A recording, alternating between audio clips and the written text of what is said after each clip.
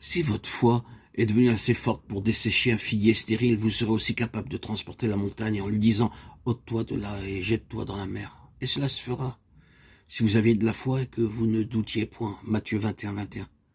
Si vous savez que Dieu est pour vous, qu'il appuie vos paroles, il n'y aura pas de doute dans votre cœur. Ce n'est pas par rancune, par ressentiment, dans un esprit de vengeance, que Christ a desséché le figuier. Il l'a fait probablement dans le but d'enseigner à ses disciples le fonctionnement d'une certaine loi. Vous de même ne priez pas pour que les figuiers stériles, spirituellement parlant, soient frappés de la malédiction à cause de l'épreuve qu'ils représentent peut-être pour vous, ou parce que leur disparition pourrait vous apporter quelques sujets de gloire.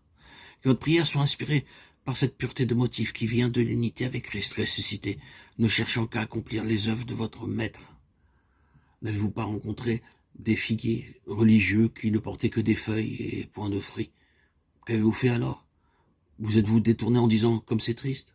Pourquoi n'êtes-vous pas allé au Seigneur en disant « Seigneur, dessèche cet arbre, afin que les âmes ne soient pas trompées par son moyen ». C'est là ce qu'il faut faire, plutôt que de parler et de discuter à ce sujet. Mettez-vous à genoux et demandez à Dieu de faire sécher ce qui est stérile et de fortifier ce qui vient de lui.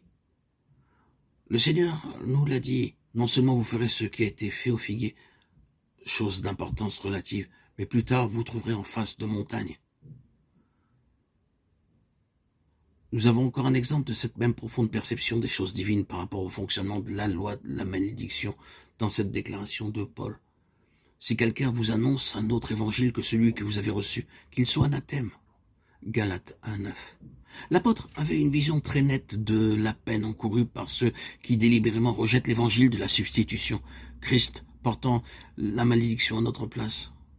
Si quelqu'un refuse de croire à ce fait, il est irrémédiablement maudit car la condamnation du péché est sur lui et, de plus, il s'identifie avec l'anathème qui est prononcé sur le diable, qui l'a aveuglé et l'a rendu captif. Quelle parole solennelle! Si quelqu'un vous annonce un autre évangile que celui que vous avez reçu, qu'il soit maudit.